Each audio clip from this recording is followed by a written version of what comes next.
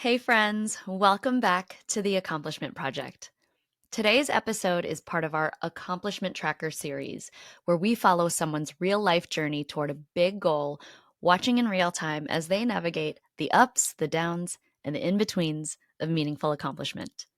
My guest today is Fawn Arnold, a singer, actress, and entrepreneur whose career has spanned stage and education across Germany's musical theater scene. After performing in acclaimed productions like Les Mis, Dance of the Vampires, and Mamma Mia, Fawn built one of the first online singing schools in the German-speaking world, and I hope I get this right, Singen ohne Angst, helping singers find their authentic, confident voices. Now she's stepping onto a new kind of stage, quite literally, as she transitions into the world of public speaking with her new company, Next Stage. In this conversation, we talk about what it means to reinvent yourself after success, the courage it takes to start fresh, and how awareness and preparation can turn fear into forward momentum. Let's dive in to stepping on to the next stage with Fawn Arnold.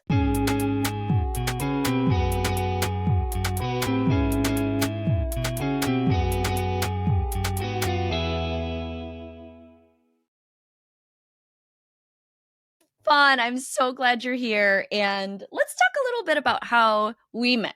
You're my teacher.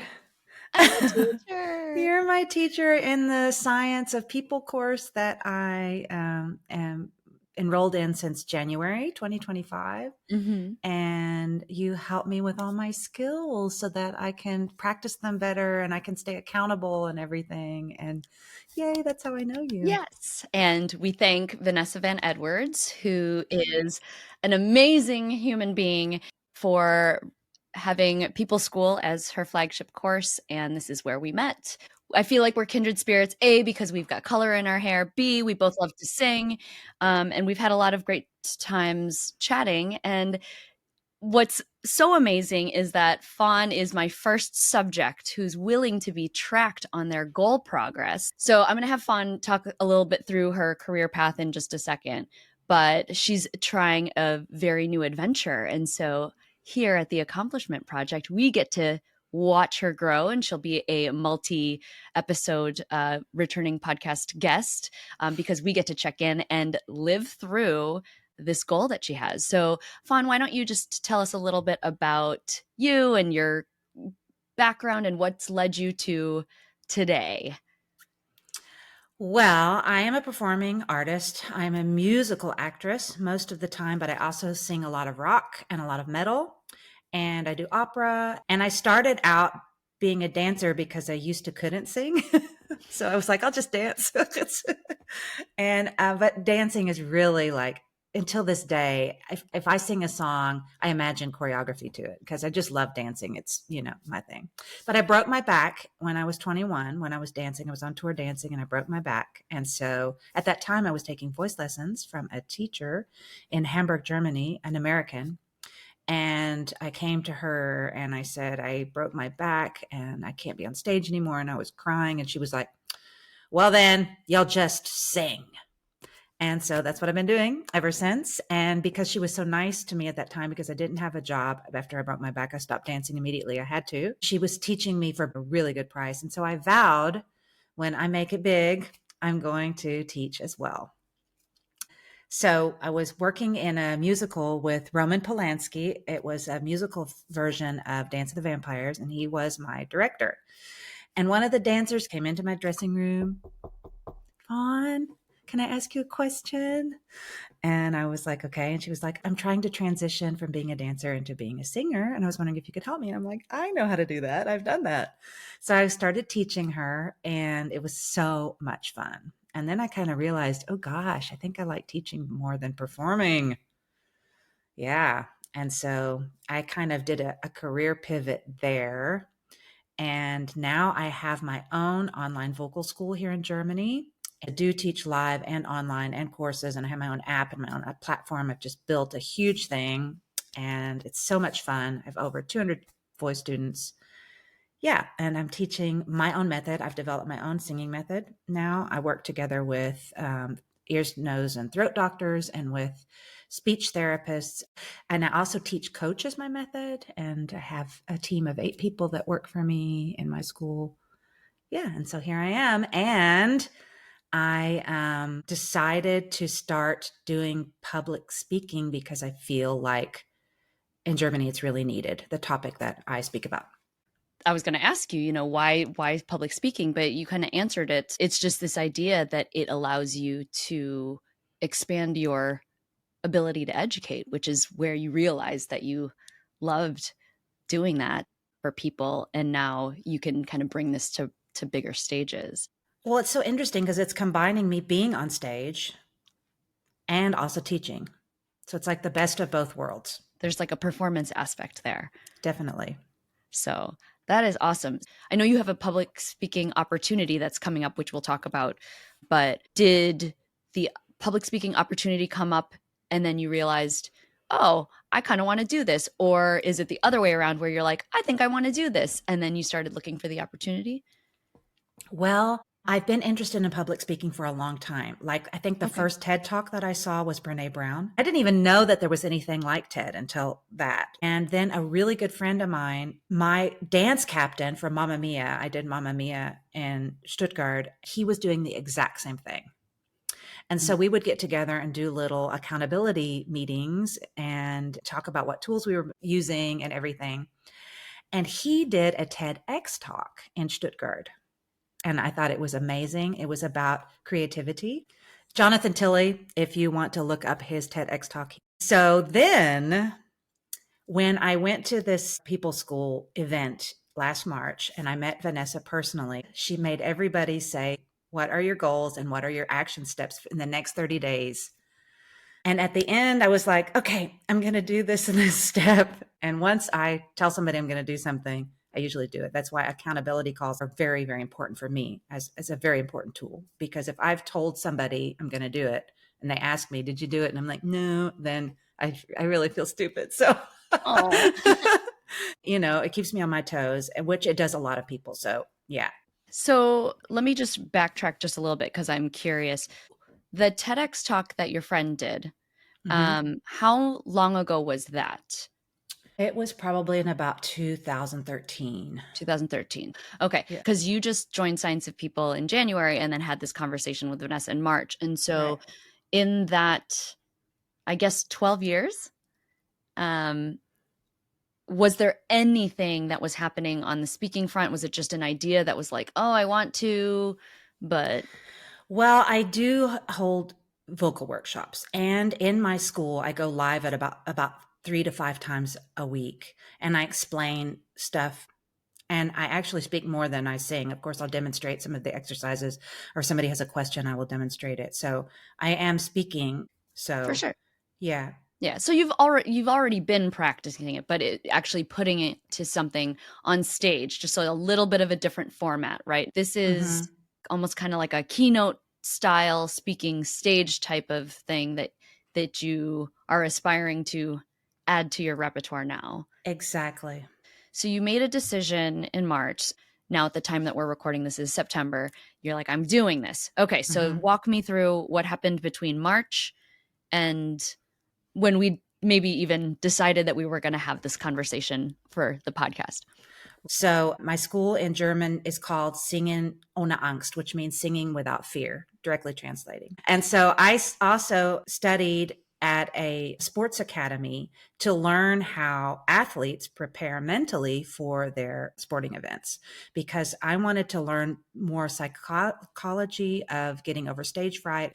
But I felt like preparing for a performance is like preparing for a sporting event. If you're an athlete, you have to be disciplined, you have to practice. And so I did that in 2018 and I got my license to be a sport mental trainer is what it's called. Sportmentaltrainer in German. And so that is what I've been teaching my vocal students because I found out that when you are scared, it affects your voice incredibly. So having the mindset of being self-confident and knowing you can do something is a practice. Doing this mindset training got me also into speaking about the mindset training. I get invited to speak at entrepreneur events, especially for women. And I will just go there and do my mental training mindset spiel, right?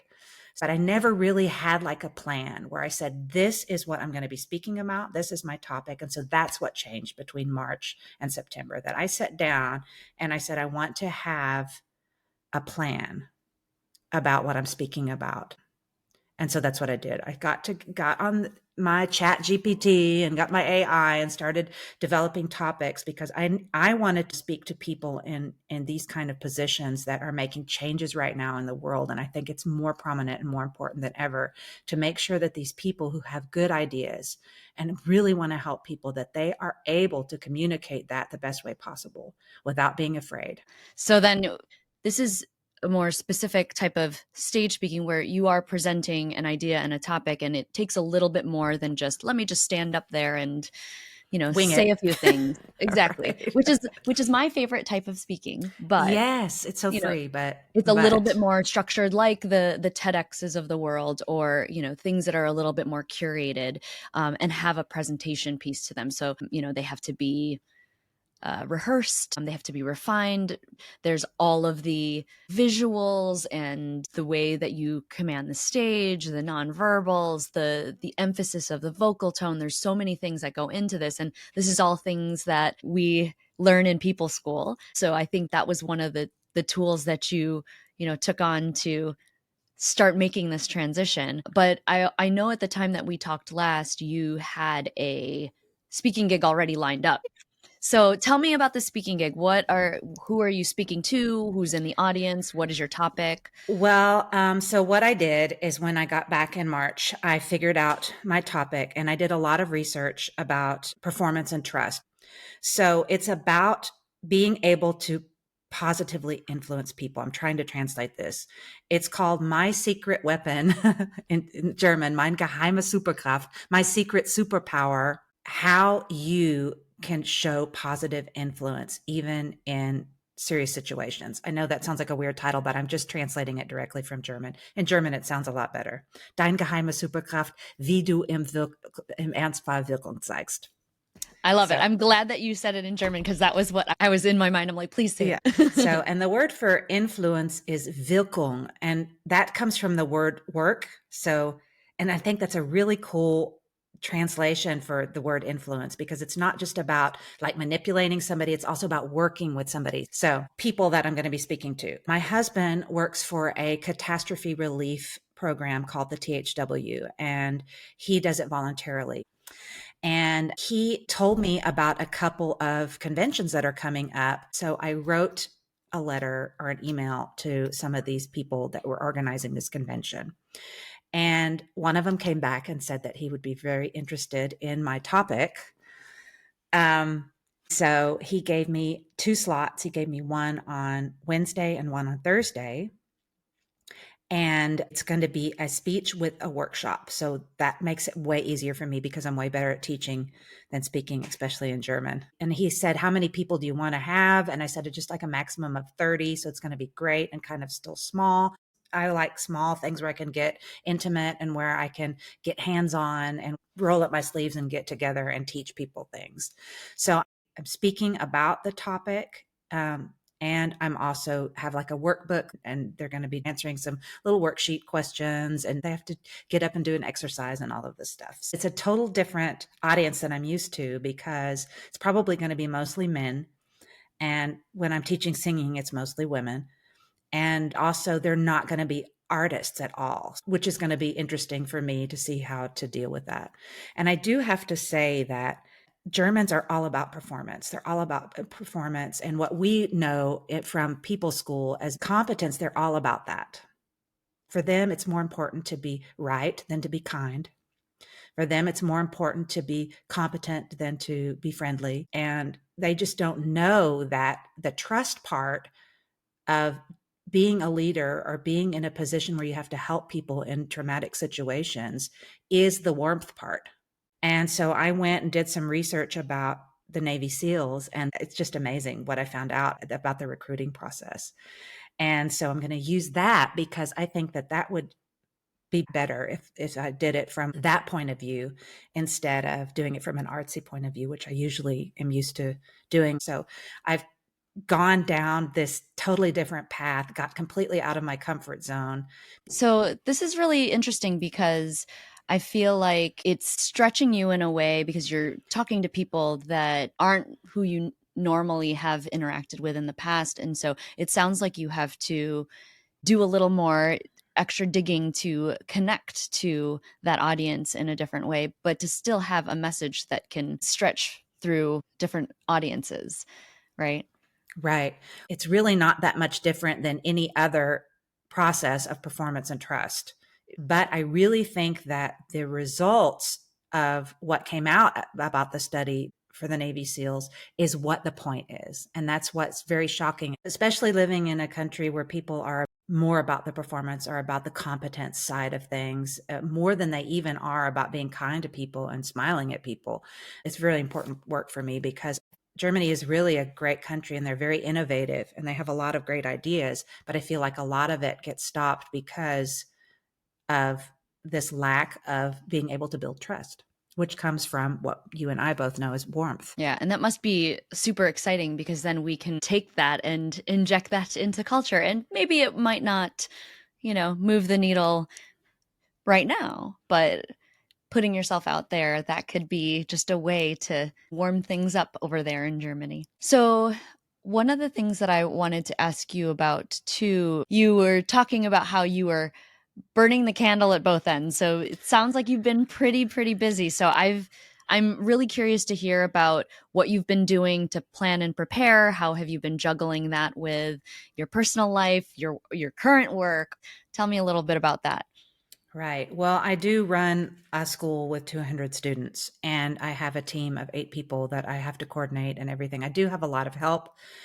But just during the summer, it's a big deal because we're getting ready for the new year. We also have a big live graduation party here at my house. I have a big backyard, so about 100 people come, and I have to prepare for that. It's also the first time because I always have a big team meeting once a year where my team is here.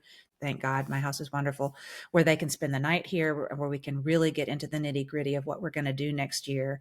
And we do like team events together and stuff like that.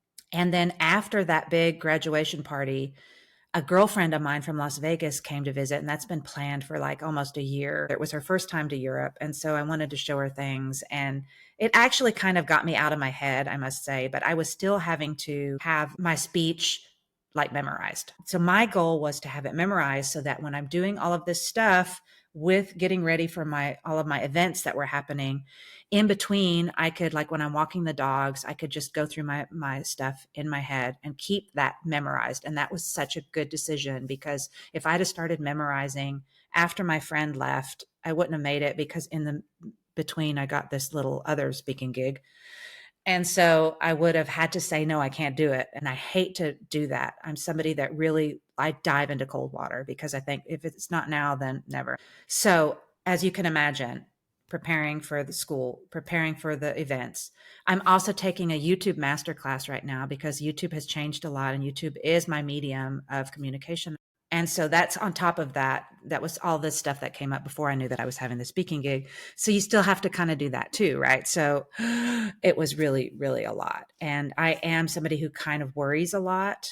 So it's, yeah, it's kind of like major meditation sessions so that I get out of my head and can sleep and stuff like that. Okay, so remind me, when did you secure this speaking gig? Probably the end of June. Okay, so you had basically like June and July, or I guess July to Yeah. prepare. And then August is when all the crazy stuff happened. And now Yeah. we're in mid September and you have 1 week left, right? Right. So yeah, I know. So my girlfriend left on the 5th of September. Okay. And I want you to speak about this additional speaking gig because I was like, oh, yeah, we're going to get in right before your very first speaking gig. And then, then it's like last Friday, it's like, I did my first one. I know, but it was tiny. It was like 8 people. I was speaking to a friend of mine. I was telling her because she was like, well, what's going on? I said, I've got my first speaking gig. And then somebody that I didn't know was asking about that topic. And he said, well, you know what? I am a volunteer in the Black Forest Rescue. And I think this group would be really interested in that. So he was like, would you like to do it? And I was like, sure, of course, because like I said, I always say yes. And he was like, would you like to do it on the 12th? And I was like, sure. And he like literally got back to me that same day. And I was really, really terrified because I'm a perfectionist. But I'm so glad that I did it because it helped me so much. And it makes me even more prepared for this bigger gig, which I'm hoping to get more gigs from. So, did you do the same exact topic that you're planning on doing next week? So, this is Yes, almost in essence practice for next week. right. It is. That's great. I mean, to I even know. have an audience, even if it was 8 people, it's just one rep, right? I know. It was the Black Forest Rescue. There's like the same kind of group of people, right? And the fun thing is, I got like a workbook printed up and I did all of that before the chaos started in August. So I always try to be like prepared early because you just never know what's going to happen. And I think that if I didn't have all that chaos going on in August, I probably wouldn't have been prepared already. I would have said, oh, I've got time. I'll do it in August or whatever. You know, the little procrastination devil that comes and sits on our shoulder. But because of that extra stuff that I knew it was coming up, I said, okay, I've got to be ready because afterwards I'm just going to have to polish it. And that's all the time I have for. And that was great because I was able to polish it actually with a live audience for the Black Forest Mountain Rescue. And it went really, really well. So That's so awesome. I'm so glad that you got some extra practice. I want to ask a couple questions about your preparation because I'm sure there's a bunch of people listening who might be like, I want to do that too, and want to give them some advice or just some strategies. And I always talk about how, everybody's got their own path, but if you are given the opportunity to see what is possible, then that might help you just maybe even a little bit make a decision on how your path is going to go. So I would love for you to share what things are you doing to prepare? How are you practicing? And what tools did you have at your disposal that have been super helpful? And how would you recommend people to go down that same path? well, I mean, I have to say that People School has helped me so much because Vanessa has a little bonus thing called powerful presentations. And so that's helped me so much to help me structure everything how I would like to present it. I do have to say that's been like my main tool that I've used simply because I didn't have that much time to prepare. But I was so glad that I had that. For my research, I did a lot of Google research for the Navy SEALs. Simon Sinek as well. He has also a piece about the Navy SEALs that I've looked at and got inspired by. I have my introduction, I have my goal, I have a little story that I tell, and then we get into the workshop, the quiz questions, and then we go into the physical part, and then you have your Schlussworte or your ending. I do have to say, after I did the mountain rescue gig, I changed it a little bit because it didn't work. I realized it didn't work as good. But for me, the most important thing was to practice in front of people. So when my team got here in August, I was like, do you guys have 5 minutes just to hear my introduction? And then when I would meet somebody else, my neighbors, and I would be like, do you have a little bit of time? I just want to show you how I'm ending my speech. And then they all sat down and I just did the ending because I didn't want to practice and have them sitting there for a whole hour, but I had to practice these little snippets. So, and then when I would walk with my dogs, I'm just talking and looking at the trees as if they're people or looking at my dogs as if they're people and practicing all the time, speaking out and not reading and not in your own four walls, going somewhere where you get distracted. So the thing is to prepare for mistakes because they're going to happen. And my major, most important tool is I have a mindset coach and his name is Dominic. I'm a worrier. And so I stay up at nights worrying. And I said, how am I going to get over this? And he said, well, what's your major problem? And I said, well, I just want to communicate everything so well that I can help these people. And he said, well, that's your problem. Stop wanting to do that. And I was like, what?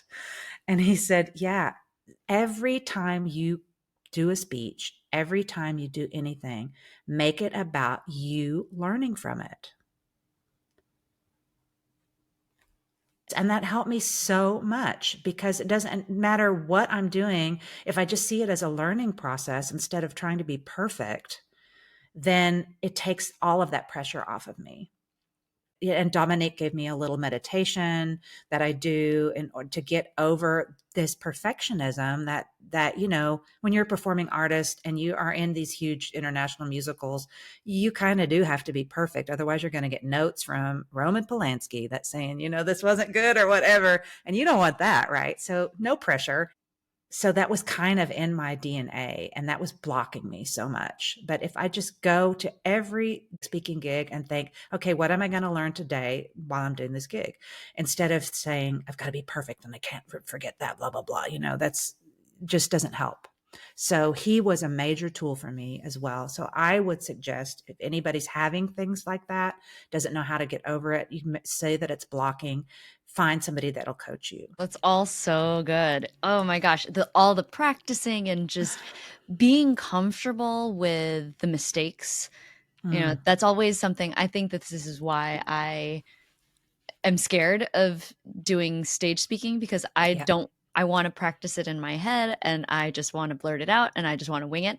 Well, the thing that I'm always worried about is because German is not my mother language. And so I do make a lot of mistakes because the grammatic part of German, they have all of these articles that change depending on if it's dative or genitive or whatever. But it's still, my mother language is English. That puts a lot of pressure on me too. But Dominique, my mindset coach, he's like, they're going to hear that you're a foreigner. And he said, and even put it in your speech.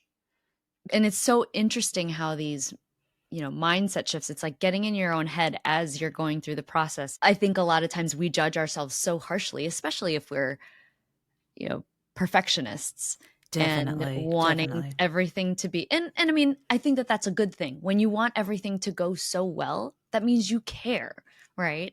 It's just making sure you don't cross that line where it's starting to debilitate you. Having somebody outside of you is sometimes super helpful to be like, you're fine. You're doing great.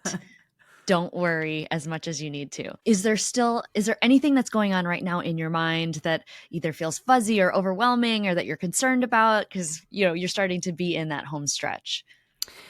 Well, I have introverted tendencies.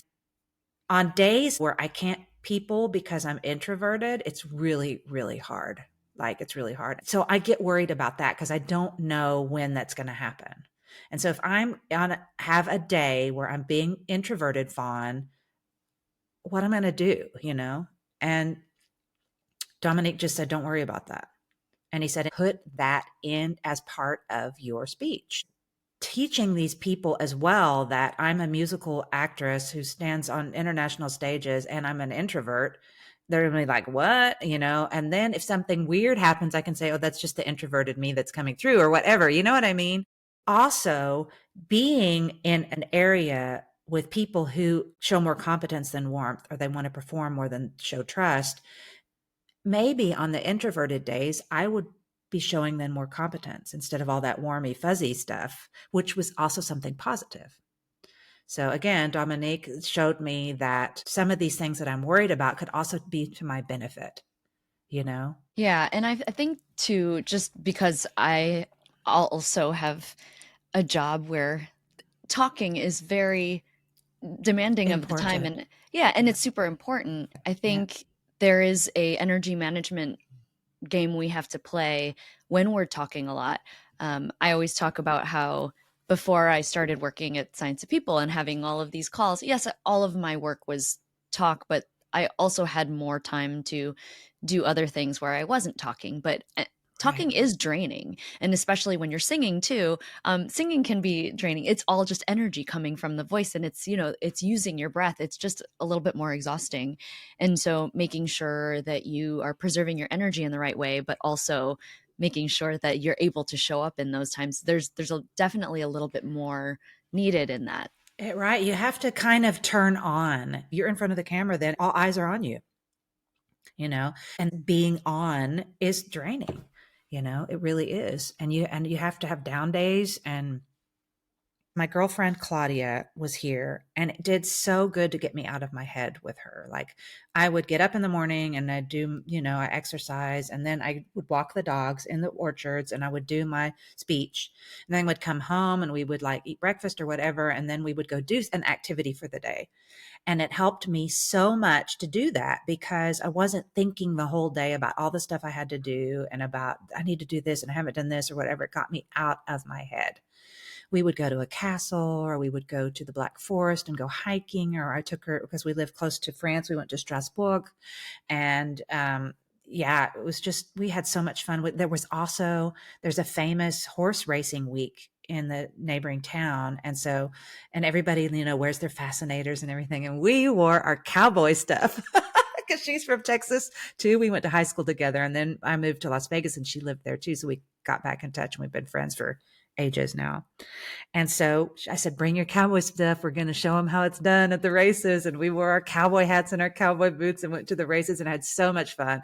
So even though I was like thinking, oh God, this is really bad timing sometimes, when she was there, I was so glad because it really helped me like rejuve and get some new energy, right? Because I wasn't thinking about my school. I wasn't thinking about my students. I wasn't thinking about the speaking gig. I was there in the moment, just being with Claudia and having fun and showing her all these wonderful places where I live. So, It's almost like enforced self-care, right? In a way. right, right. Okay, so you've got 1 week and then it's over. I'm assuming there's going to be a little bit of self-care in there, but I really want to think about what happens next after that. What is on your game plan? Right. Well, so I kind of just thought about this like last week, because at this little mini gig that I did, they were like, "Oh, well, I would like for you to come and talk to my school. We're having problems with parent teacher, whatever, and maybe that could help them. How do I get in touch with you?" And I was like, oh, yeah, I've got to be in touch with, you know? So I had to print up new business cards because all of my business cards are either about me singing, the singing business cards, and then I've got the singing on angst, my school business cards, and I didn't have anything about speaking, and I can't give them the same one. That just, I don't want to do that. That's not professional. So I had to do new business cards, and then I was like, gosh, I don't have any kind of social media or anything because I just really jumped into this. I didn't think I was going to get a gig this fast, to tell you the truth. I wrote these letters and I thought nobody's going to like say, come and be at our convention, because there was no way to look me up. They could only look me up as a singer and not as a speaker. So I kind of like did a LinkedIn thing. It's really bad. I've got to work on that. But it's about just getting it out there first, right? And so I have a website about my school, and then I have a website called fawnarnold.com, which combined me as a singer, that you can book me as a singer and also as the school. And I thought, you know what? I'm going to completely change fawnarnold.com and make it only about speaking. And that's what I did. That's what I did last weekend. That was my weekend. So I did that really fast, and I hate WordPress. I use something else, and WordPress is really hard. And I'm so proud of myself. I did it. I did it. My husband only had to help me twice, and it's responsive and everything. It's just like a one pager, and it's real, but it's just something that's out there in case somebody wants to look me up afterwards. I also got a little landing page ready and made a little QR code. So at the networking event, I can show them my QR code and everything, and it'll lead them to a little questionnaire where they can leave their email address and stuff like that, so that I can give them information and tips and whatever. I still don't have a newsletter prepared at all, but I'm like, who cares? Just get them in there. Just start collecting, capturing, leads and everything. And so, because otherwise I would be doing all of this work at these speaking gigs and nothing would come out of it if I didn't have any way for people to get in touch with me, or anything that didn't look at least semi-professional, so that they could book me again or book me for something else. So I'm hoping that will happen. And otherwise, my goal for the next half year is to get another topic so that it's not so Navy SEAL like. you know, or find something that maybe is like the Navy SEALs, but I could switch that part out depending on if I'm just working with normal people and not with civil protection, catastrophe relief people, and switch that out. So that's my goal. And then I could maybe offer um, like different trainings. So that's like my next step is getting more serious about exactly what I'm going to offer, exactly who I want to offer it to, finding your ideal customer, basically. Yeah. And so it's basically about me writing emails to people again saying, hi, you don't know I exist because I don't anywhere in social media until now with this topic. But maybe I saw that you have a convention coming up. I was wondering if you have a slot to speak and stuff. And I also need to figure out my pricing. So right now I'm just kind of like, we pay this. I'm like, okay, because I'm just happy to be doing it right now because I need the experience, but I need to kind of figure that out because I don't want to, be doing it for free. And Absolutely. yeah, so that's all very important. But I'm just really new at this kind of stuff, and so I've got to just kind of talk to other people. What do you charge? And what did you charge to start with, and stuff like that. But yeah. You know what I like about this? I feel like maybe some of the logical, you know, progressions would be to maybe do, find your ideal customer first and then like, no, no, no, no, this is not bad because and this is just proving my point that, you can kind of do it at your own pace, right? I mean, I know that there's people who are out there that speak that like they just were asked to do a speaking gig and then they're like, oh, okay, now I have to figure out all the other pieces first. And so that sounds to me like that's kind of what you're doing. You knew that you had this vision and you've been thinking about it for a really long time. So it's not like just like willy nilly, oh, I'm going to do a speaking and then I'm going to try to put together everything. You actually had the opportunity to practice something. And now you're using that experience to refine what you're going to do next, which I love. Because sometimes, especially for people who are like, well, I just want to get all my ducks in a row and I just, you might be preparing for something and then you have your first experience and then all of a sudden you're like, oh no, I don't know if that's really what I want. So to be able to give yourself those little steps along the way is a great alternative way of doing things. Like you don't have to have everything figured out. It took me a year to put out this podcast and I did go through the who's my ideal client? How am I going to structure this? But I also know that things may change as I go. Well, of This course, and was I hope they do. That's always exciting then, if everything just stays the same, then who wants that, right? Exactly. And there's also just the idea of, having enough flexibility to be able to just be open. And so I just love that, now after this is going to be over. So do you have any other asks or messages out to other organizations that have speaking opportunities for you? Or is it almost like, okay, when this is over, then it's like full slate cleanup? Yeah, not right now. I just haven't had any time to even get myself out there any more than that. And plus, I'm just been focusing on that. But I do have a name for my business my new company that I want to start, and it's called Next Stage. Ooh, next Isn't that stage. I good? love it. I do love it. Because it's like it is my next stage in life, and it can also be the next stage of somebody else's life. So, and it's still a stage for me because I am on stage, but it's the next one. So I thought it would good, and I'm going to keep it in English. I think people will understand it here, and if not, they can Google it. So Yes. Give them that curiosity.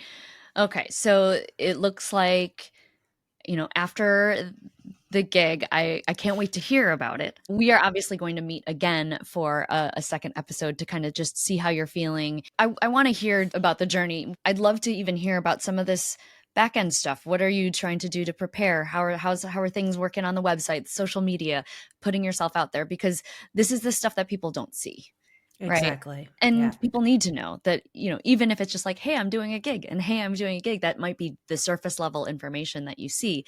What is all Hmm. the stuff that's working around in the background? But before you go, so I know that you are still working on figuring out how you will present yourself in social media and the interwebs and everything. But Yeah.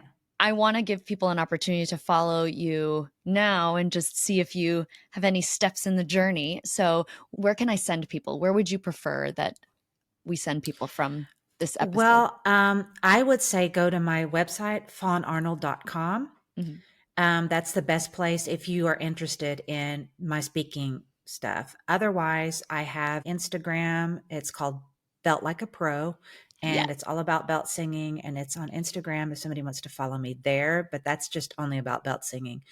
And then I have most of my social media, my Facebook followers and my YouTube followers and my Instagram followers are quite big in Germany under Singen ohne Angst, but that's mostly in German. But my English stuff is beltlikeapro.com and fawnarnold.com for the speaking stuff. So, yeah, Perfect. We'll just put all of them just so that if you are just enamored with Fawn the way I am, I'm just going to click through and just be like, what's happening? And you get to watch the transformation because this is all the beginning. And this is what right. I love about this type of series because we're going through it with you. And it's not always the stuff that people see. So I love it. Exactly. Exactly. Well, thank you So, so much for inviting me because I think it's just really important. The reason why I wanted to be a teacher anyway is because I make tons of mistakes and I love to let people learn from my mistakes. So, this also gives me the chance to kind of show people what worked for me, what doesn't work for me. Yeah. yeah. So, And you know what? I don't know why, but I think people love seeing the mistakes. Not because it's like, haha, you made a mistake, but it's a learning process, not just for you, but for all of us. well, Right? also because in this day and age, people only show themselves pretty much perfect, with the reels and the stories. And it's like 10 seconds of somebody's day that's perfect and the rest maybe wasn't. So seeing somebody's mistakes also shows you they're human. And that would probably happen to me too. And it's not a bad thing, like Brene Brown, we're coming back full circle. Uh, be vulnerable. And yeah. So, my mistake that I had for my very first gig when we were about talking about mistakes is that I spoke too quickly. But the topic came over really well. And I was surprised at how many aha moments there were. And then after mine was over, we all sat there in the basement and had a drink. And then I said, well, could you guys give me some feedback to what I need to do better? And one of the things is that I speak too quickly. So I've got to learn to slow down. It also shows more competence if you slow down and you have pauses in your speaking.